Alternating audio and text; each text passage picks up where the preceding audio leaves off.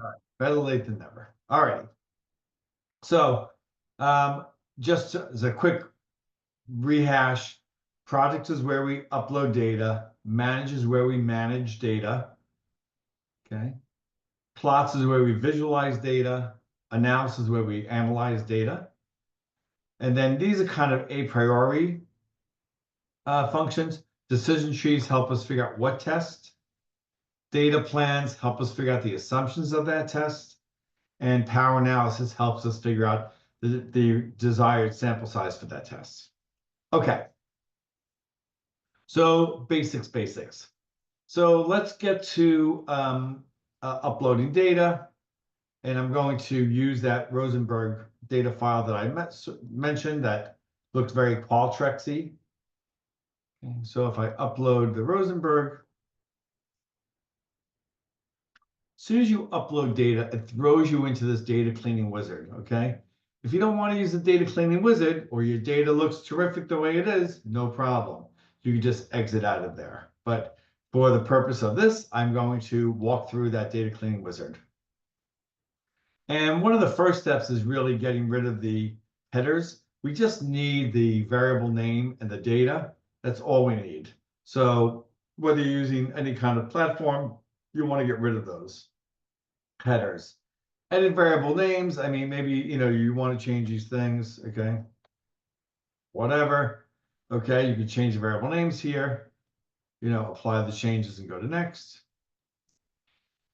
This is a place where we kind of pick up where there's misspellings, disagree with 2 E's and 3 E's. And this is before the merge and after the merge. You want to kind of clean it up before, all right? So I want to merge those and do that for, all my variables. If it makes sense to merge similar labels or things of that sort, now's the time to do that. And then often there are Likert type items in data, and there's all different kinds of scales, as you can see here. I happen to have a 5-point agreement scale, and that really looks like those labels, and I want to turn them into those numbers. Why? Well, if I want to create a composite score, like a self-esteem domain, I need to average these 10 items. How do I do that with labels? You don't. You have to turn them into numbers, and then we can average the numbers. So identify the common scale, put in the labels and the numbers are just to vet that that's okay. And I really want to do that with all of them, okay? I want to turn all of those strongly disagree to strongly agree into numbers. So I'm going to apply those changes and go to next. Oftentimes you want a subscale. Well, you have to name the subscale. In my example, it's pretest. For example, you could average or sum those items. And I'm going to endorse the pretest items. If you have any items that are worded in the opposite fashion, you can reverse code them there. Okay, so we're doing a lot of things here. We're creating a subscale and naming it. We're identifying the items in there. We're identifying reverse coded items. And do that again for post-test, perhaps. Okay, again, endorse the items of interest. Okay, I want to average them and reverse code as necessary. And typically the scoring sheet will tell you, or if you read an item and it's worded in the opposite, you'll know that that needs to be reverse coded. Oh, okay, somehow that got in there. What's going on here? Okay, so and then go to next. And then we can just finish up here. Okay, so these are the levels of measurement of the variables. You don't have to be overly concerned about it right now, but I mean, if you see that, well, these are numbers, this is going to be scale, or hey, gosh, I'm going to have to make these, nominal or ordinal. Okay, I can change that right here. And age group was, let's just say under 30, under 30. Okay, 30 to 50, 30 to 40, 30 to 39. 40 to 49. And 50 plus. All right, so we could just change those into ordinal and then just hit continue. You can change these after. So our data is pretty cleaned up now. And by the way, once you get there, about 90% of your job is done. Data management is it's a significant portion of the process. So I have age, gender, and I have my pre and post test that I scored over here. The only other thing I would do is I would probably just put these open-ended questions into a bucket. It was about transformational leadership. So I can go to text classification and select the variable that I want to have classified. I could either select a number of categories or let it automatically do that. Really uses AI to assist in this process. And you can see that it's taking these open-ended and put them into buckets of interpersonal skills, strategic thinking skills, transformational leadership, and values-driven leadership. So let's keep on moving. Oh, by the way, you're probably going to want to download that data now, okay? Because why? Well, we've added 3 new data pieces of data, important ones, particularly the pre and post. So you'll want to download that, and it downloads into a CSV file. So just to know that you'll want that data, on your desktop, and you can see here are new variables. All righty. So plots, you can plot data. You can, for example, might be interested to see the pre-post. We talked about gender earlier. So you can kind of see what's happening for males and females at pre and at post. And particularly of interest is the potential interaction of them, whether they're diverging or crossing, that would be of interest. And you can label these things how you'd like, export these things as you'd like. And then the analyses. So my mantra is for all data, conduct descriptives. And I want to conduct descriptives because if something's amiss, I want to find out sooner rather than later. That is, if I need to edit the data, I want to do that now. So you just put the variables in and hit calculate. And you just want to make sure that everything is cool with the sample sizes. It's just the frequency and percentages for the nominal and ordinal variables. Okay. And that's an APA table. For the scale variables, means and standard deviations and so forth, also with helpful scrollovers. Okay. And then we can get into the tests themselves. But I think I'm going to jump into folks' real data and kind of see how many we can do that. Okay, I got a request to enlarge the screen. I can do that. There we go. Okay, so I'm going to go back to here. So we have lots of folks here. So let's just go to is it Ann? If that's your data set, could you raise your hand? Sorry, Ayana. There we go. You not have permission for this operation. Okay.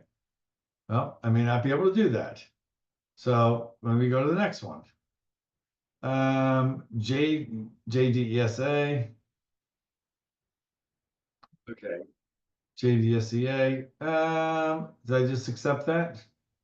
JDSEA, UMass love the project. Okay, can you raise your hand? Too big for me. Hello. Hello there. Hi, what's your name? Hi, Jill. How are you? Hi, nice to meet you. I'm well. How are you? Doing fine. All right. So Yep. I had like 2 versions. I had cleaned it to the best of my ability. There's one that says like pre-survey 1, post-survey 1, and then there's other ones that are already somewhat cleaned. So the part one, pre-survey cleaned, is the one that I tried to do the best that I could to kind of. Fine, no problem. So one thing is, I mean, you do have Q18, so I do like that, okay?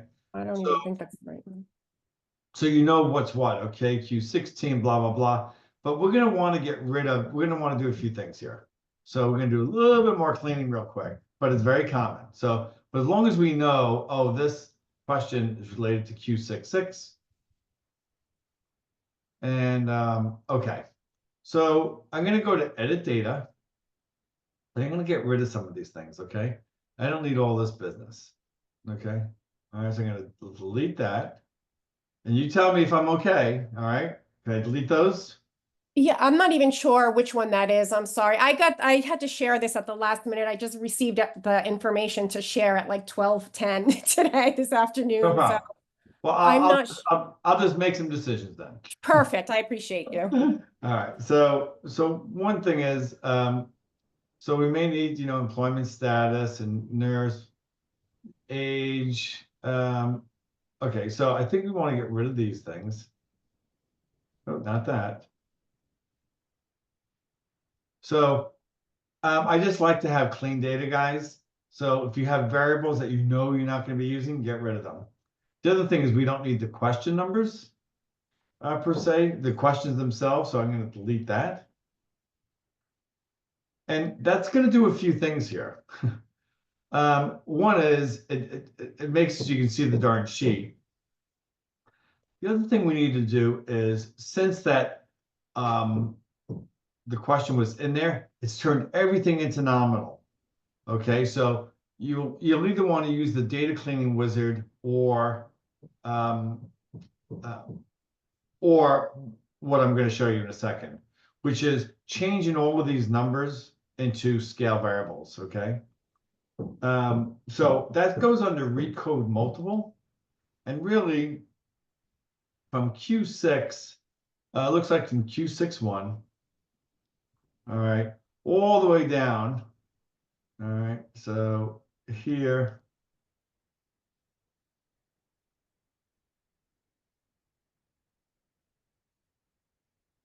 I'm reminded we do need that click again. Okay. All right. So, and really we want to turn all those nominal into scale. All right. And they're just numbers. I'm going to put them right back in where they were.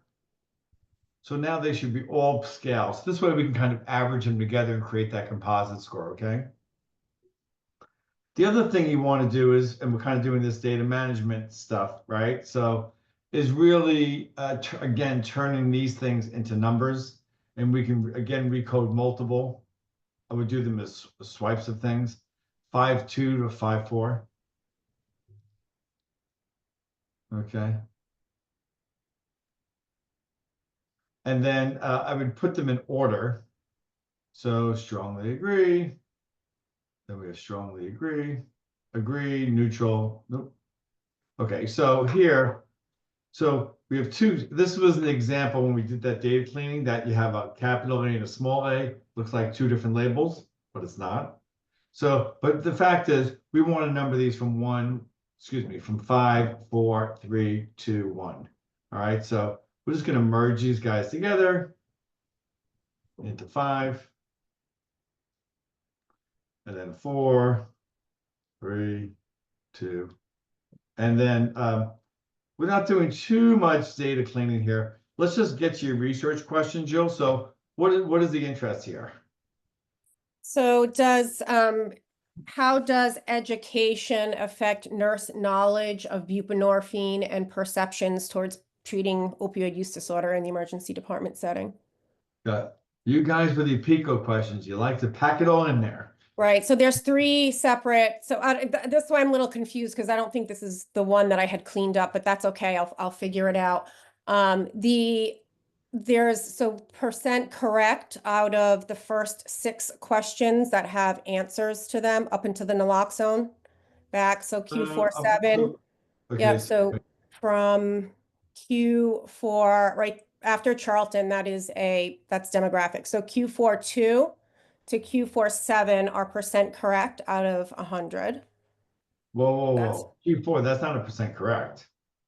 Well, their answers, but I don't Right. know how to score them. So like the way that it's scored is out of those 6 questions, if they scored them correctly, if they stated the correct answer, it Okay. would be percent correct out of the 6. So those are the Gotcha. answers they offered, but I haven't set it up whether they're correct or not correct yet. I'll show you how to do that because I'm going to assume that other people have a similar thing. And then education, what type of, this is Q4. So let's just take that knowledge. Okay. So Q4, and we'll do them one at a time. Or, okay, we'll do them Q4-2 through Q4-6, correct? All right. And then what's the education? Is it? Those are that's the knowledge part. The first, this is the demographics in the beginning. Right. So, but you said does education, impact knowledge or something like that? Right. So the knowledge are the answered questions.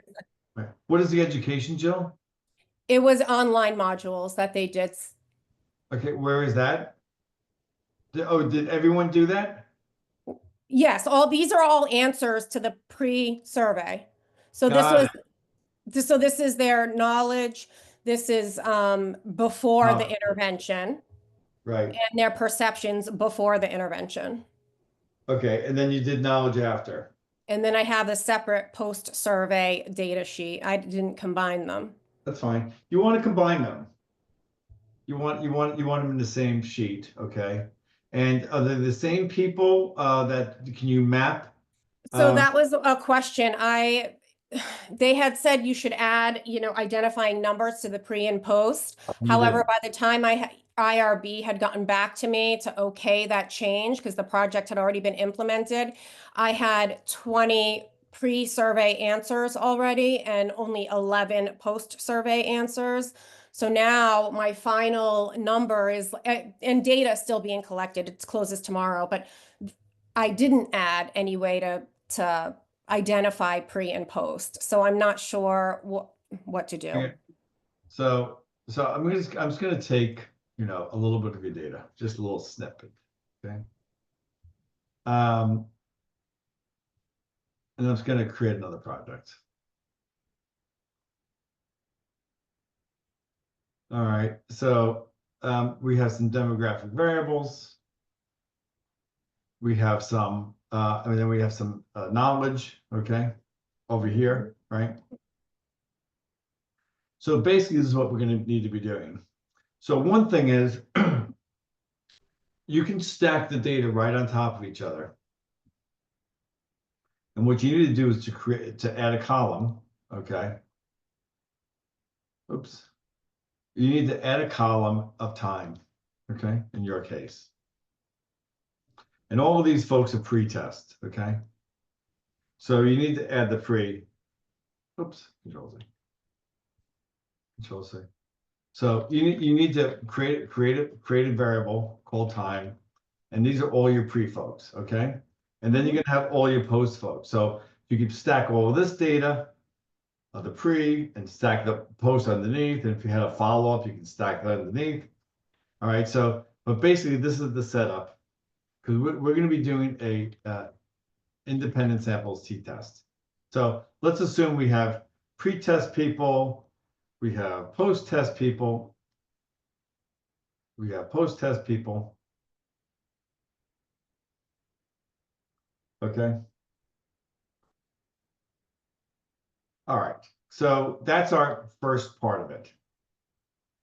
And let's just call these, let's just exit out of this. Let's exit out of this for a second. So to get the knowledge, okay, first we need to turn these things into numbers, correct or incorrect, right? Yes. So to do that, I would just go to a recode, okay? You can go to recode, well, here's the easiest way to do it. Go right into that data, go into nominal and go to manage. Now, which one of these answers is correct? Partial agonist. Okay. Well, this is partial. All right, so let's assume that this one's correct. So this is the one, okay? And really, maybe let's just say all of the, wait, what was that partial? Sorry. And Yes, this, that was partial. And this is partial to this one. No, that one's not correct. There's only one correct answer. So that was it. All right, so Yeah. that's what, so really, and then we're gonna click all of these guys and merge those guys into a 0. All right. So now I have into the same variable, correct and incorrect, all right? And I'm using 1 and 0 in this case so I can sum them or average them. In your case, I would probably just sum them. And then I would do this for the next knowledge question, okay? And here, I'm gonna go to manage. What is the correct answer here? 12 to 24. Okay, so 12 to 24 is correct. And then I would merge all of these other guys merge into a 0. Okay, so now again, I have correct and correct. And you're gonna do that for all of your variables of interest, all right? And when you stack them, you can do them, you're doing all the pre's and all the posts all together. All right, so now I have scores on each of those items, Q4, 2, 4, 3, 4, 4, 4. Then I can go to variable calculator. Hey, what's going on? You have no scale variables. Okay, this has to be scale. Replace. And it has to be scale. And replace into the same variable. Okay, now I can sum them by the variable calculator. Okay, and just say, knowledge, K-N-O-W, all right. And then really, again, I think in your case, I would just be adding these guys. Create a variable name, knowledge. I'm adding these two, all my items together. And then I have some score here, okay? And just to make things fun, I'm just gonna crank these up a little bit. Oh. Okay. All right, so basically I'm gonna have a, pre and post, and I'm gonna have a knowledge score, and then you'll have a perception score and so forth. So there's a few steps in the process, but this is the typical way to do it. All righty. Then I would go to the analysis. And as I mentioned earlier, always run descriptives. If there's a problem, you want to know about it first. So I'm going to select these guys, pull my variables in, and then hit calculate. And you get an APA table of, full-time, demographics, 7 and 3. Okay, great. So you have frequency percentages. This never less than 1 year, 3 years, just to make the tables pretty. I would put this column, I'd make them ordinal. So I want to dictate the order they come into. I don't want that order. I want never less than 1 year, 1 to 3 years. Okay. So this way, when I run that table, create that table rather, that I go here, I go to edit.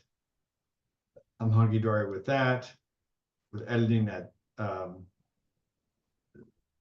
descriptives. So it's in the order that I want, okay? Because otherwise it's a pain in the neck to start moving things around, even in Word. And then you can see the pre and post. And then for the scale variables, there you are. So, and then you want to be running, did you identify what kind of test you want to be using? I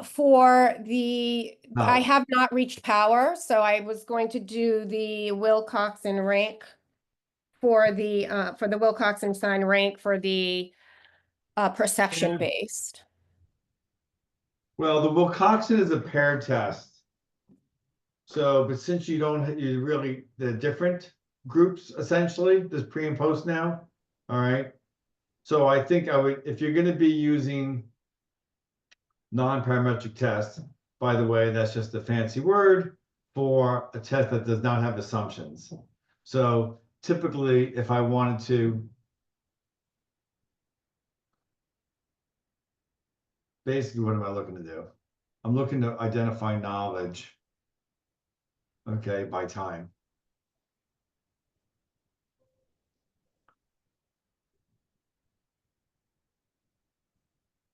Okay. basically what I want to know is, did knowledge change from pre to post, correct? Yes. So, and there's really 4 ways to slice that apple. One way is if they are paired, we're doing a paired sample t-test.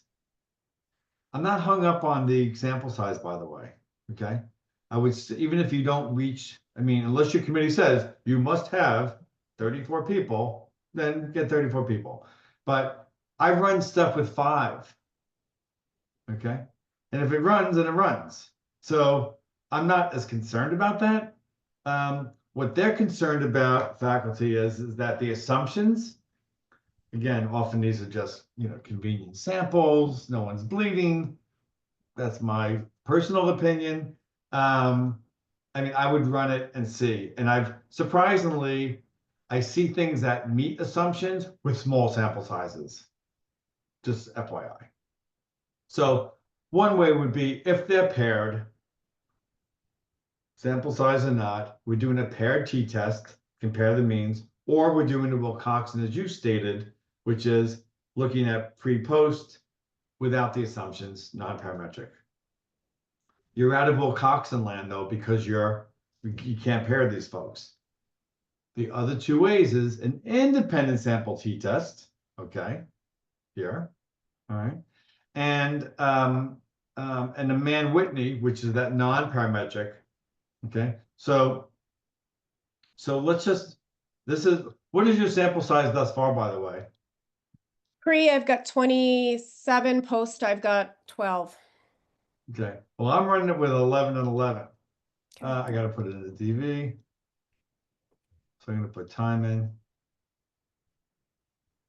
So is that what I would have to do, is just choose any 11 or still run the uneven sample sizes? You can run the uneven sample sizes, it takes it Okay. into account. When you run this independent samples, which you'll be doing, okay, they'll go through the assumption this one's violated, okay.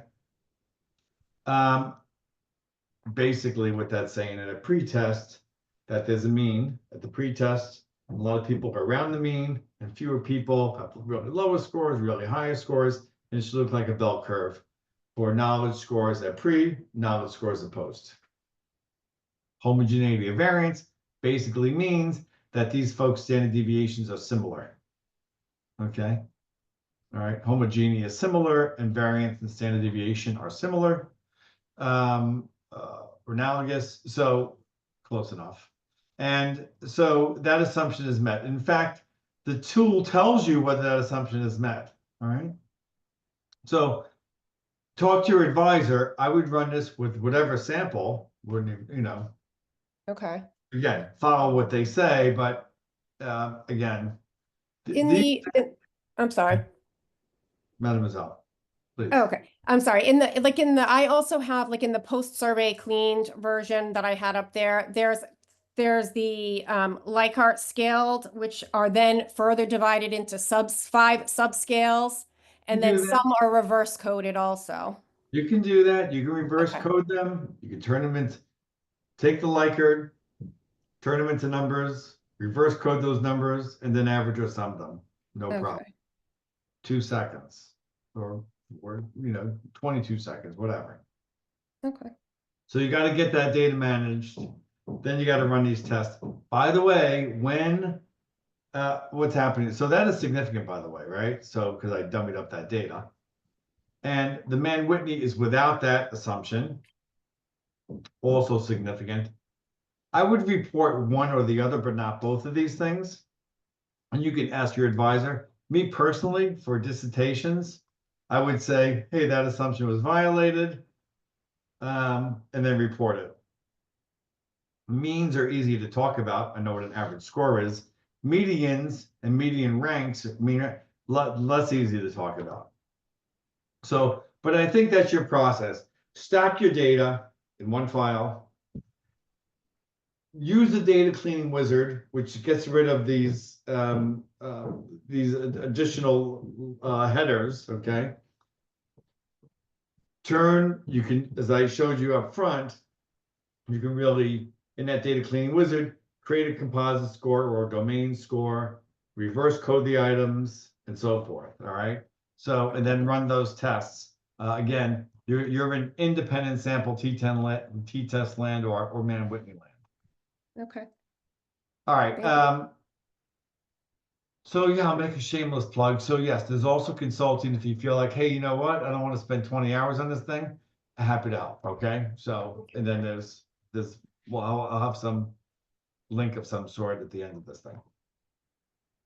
So you have some data management to be had, but I think you could do it. I think if you follow this, I think I've given you some of the keys to help unlock how to change these things into numbers and create composite scores and how to set up the data importantly, right? That's an important thing by adding that variable and stacking that data on top of each other.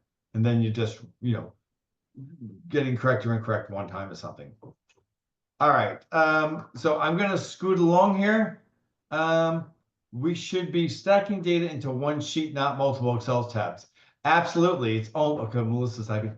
So yes, for everyone, you want it in one sheet. If you have paired data, you want data next to each other, okay? So here's, Bob, and here's his pre-test data, and here's his post-test data, okay? So when you have paired data, you want it on the same row.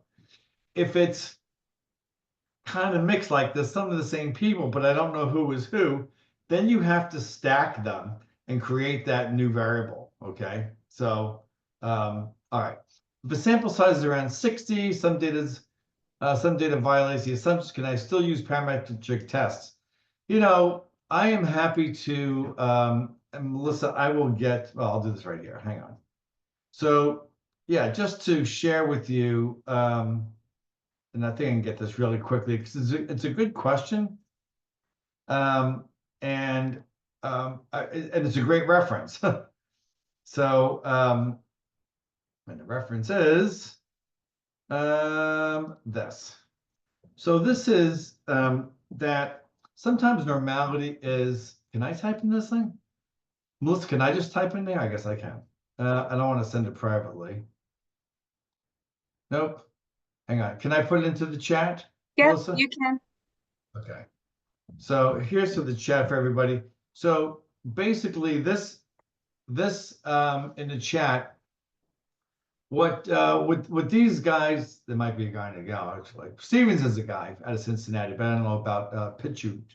But what they say is that if you have sample sizes over 50, that kind of equates to normality. Don't worry about it. You'll get pushback sometimes. If you're going to wave your hand and say normality doesn't matter, why are you assessing it?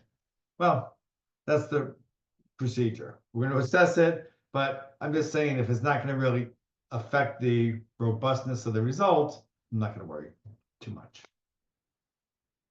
All right. Okay, so mass. Okay, so all right. Let me see here. Is P. Madison available? You just raise your hand if you're in here still.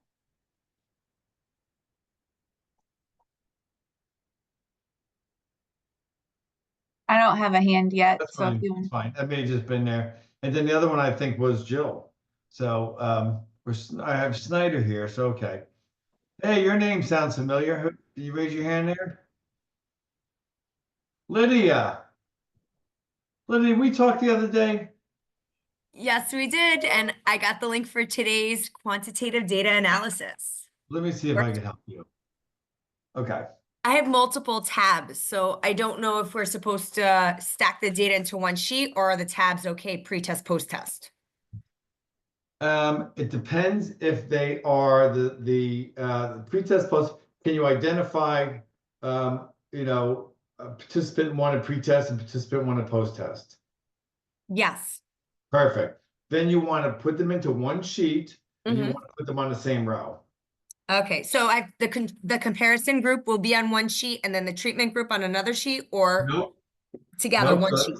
that's another good question. So really you need to set up data, and it's a good question because it's so you need to have data looking like this. So participant PART, participant one, participant, and then 1, 2, 3, 4, 5, 6, 7. Okay. Then you need to have, pre-test, pre-Q1, okay? Pre Q2, okay? And then dot, and then post Q1, post Q2, okay? Dot. So, okay, then you can have everybody, then the control and experimental, then this is group, okay? Then you need to create a variable, and this is maybe all control, okay? So these are all control folks, Okay. okay? And then these are all treatment folks. All right. So everybody is pre and post is on the same row, but then we're also, so those are two sheets. And then the control group is on top or bottom of the treatment group. And then the data is in here. And then Okay. do some stuff with it. So that's important. So you want to get that going first. Okay, and then once, I know you kind of went over it a little bit, once the data is stacked, I want to run an independent t-test between my comparison or control group and my treatment group. Fine. Correct. Well, Okay. you have pre-post, okay? Yes, I want to do I want to do pre to pre, post to post, then pre to post for each group as well. Yeah, here's what I like to do. I like to do this. Where was I just, where was I? I was just at Jill. And I think we had scores. Well, let me just get some data in here.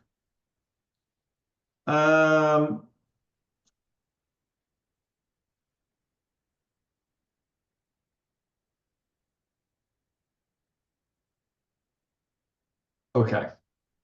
So let's just change this to this game, blah, blah, blah.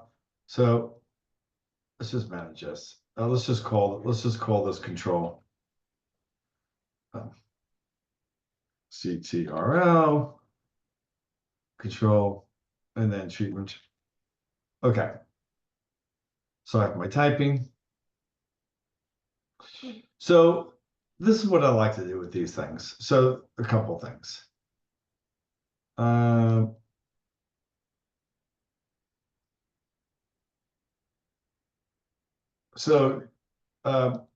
Okay, and this is group.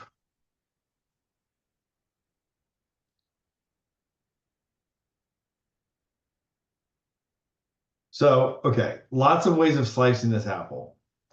Here's the simplest way to slice the apple, okay? The simplest way is to create a change score here, okay? So GPA, all I do is have a, change GPA, whatever, difference or change scores, okay? And just really take the post minus the pre and have a change. Everyone change their scores. Knowledge changed, whatever. Blood level changed, GPA changed, whatever. There's a difference. Now I can simply do a darn t-test. One t-test, okay? Okay. One simple t-test on that change score, okay? On that GPA difference by group. Okay, so that's really simple, right? You're doing one test, change went up, change went down, okay? But basically, you're saying what happened. The control treatment group changed by 0.33, control group changed much larger, okay? That's a simple way to do it, okay? A more complicated, and there's a non-parametric underneath. There's a more complicated way, but I'd say more eloquent, which is basically doing this, doing an ANOVA, a two-way ANOVA. And basically, you have 4 data points, right? The control group has got a pre-post, and the treatment group's got a pre-post, right? Mm-hmm. What I can do is do an ANOVA and see if the interaction is significant. Then, if the interaction is significant, they're diverging, they're crossing, they're converging, okay? As they are here. Then I can do those 4 t-tests that you said. So I would say you know what, I would do an ANOVA.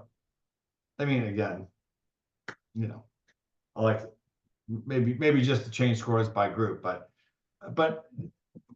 it's not too hard to go and do a two-way ANOVA. Are there differences both across time and by group?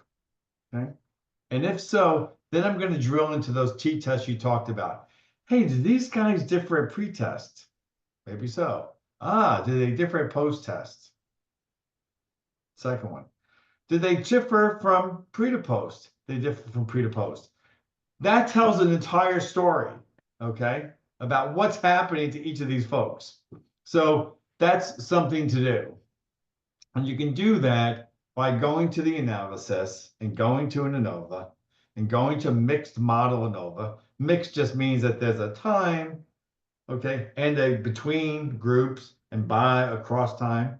And just really, so this is the time piece within time they call it, or between group, or okay, between subjects. Melissa, that should be between participant now. between participant variables, APA changed that a few years ago. I just noticed that after, okay, there we are. So, okay, so that's a good test to run. It's more eloquent, but you don't have to. There's assumptions, blah, blah, blah, and you can see this interaction. So, I mean, take your pick. Take your pick, but maybe for dissertations, maybe just doing the different scores, okay? Okay. Simple subtraction, okay? And then, hey, you know what? These folks change more than those folks, or didn't change at all, okay? You get less information, but often that's very satisfactory for what we need to know, which is everybody kind of, you know, started without any treatment. One got treatment, one didn't do anything, or, you know, and then what was the impact of that change? So that's a simple way, more eloquent way. But by the way, the test that you select is based on the wording of your research question. So let me just hang on a second there. Slideshow.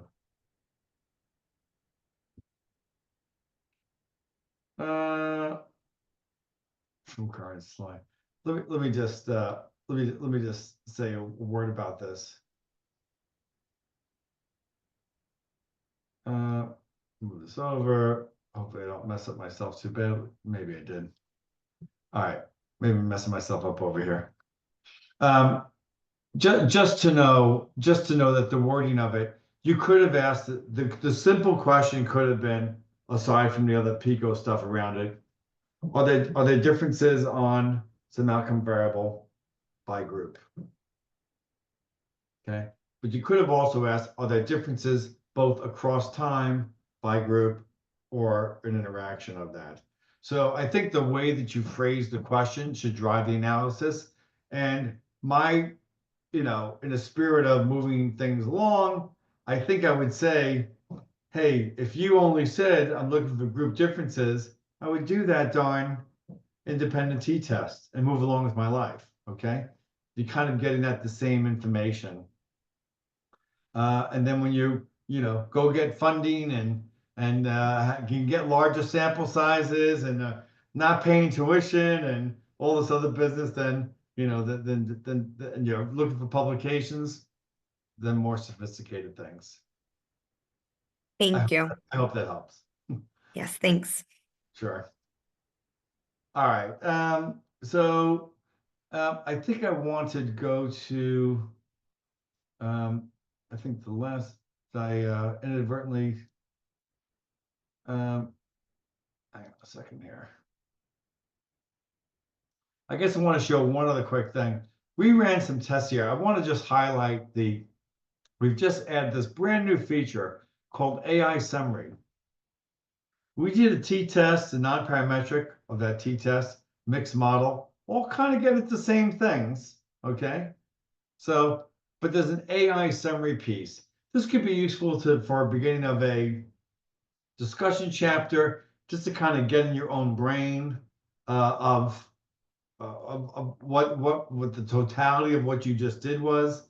It may be good for a PowerPoint presentation, of kind of summarizing things. And so anyway, feel free, you can download this thing. So just know that that AI summary is there. And just, so again, for any and all of those reasons that's available. Okay. Is there any other questions that are not answered? Let's see here. Let me go over here. So Q&A, go right here. When looking at the difference between two groups, drug use versus no drug use on a DV, working memory, okay? If there are no differences on clinical information such as self-reported anxiety, both groups score high. So it's still worth controlling for it as a potential co-founder. Okay, so, good question. And I took out that darn control variables in my little beginning presentation. A covariate or co-founder variable has to be related to your dependent variable.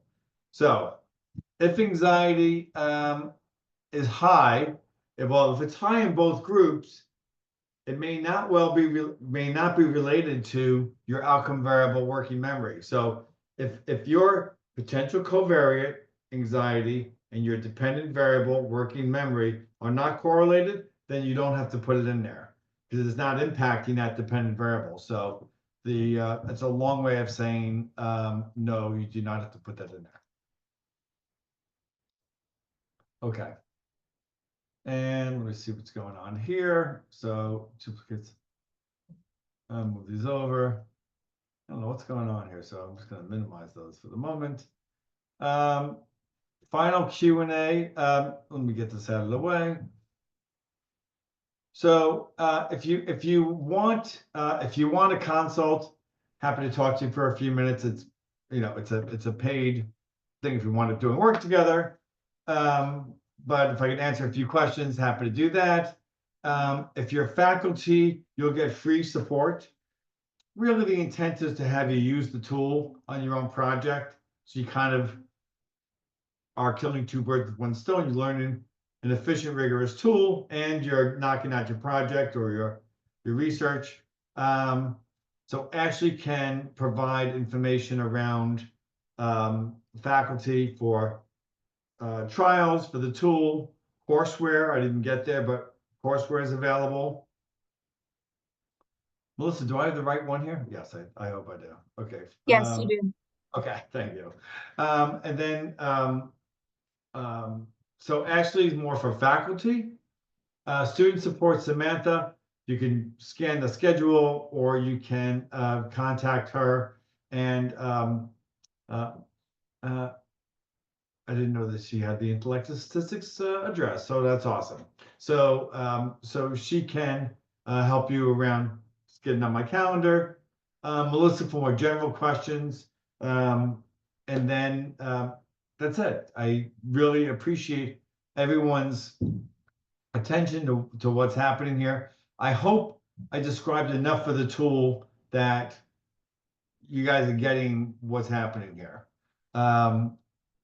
So Intellectus is designed for really to be able for, as it turns out, novices and powerhouses to bang out work. So and to really overcome some of the obstacles of these other legacy tools. So I think with that, I'll say thank you so much. And when is the next webinar, or we'll be talking about that?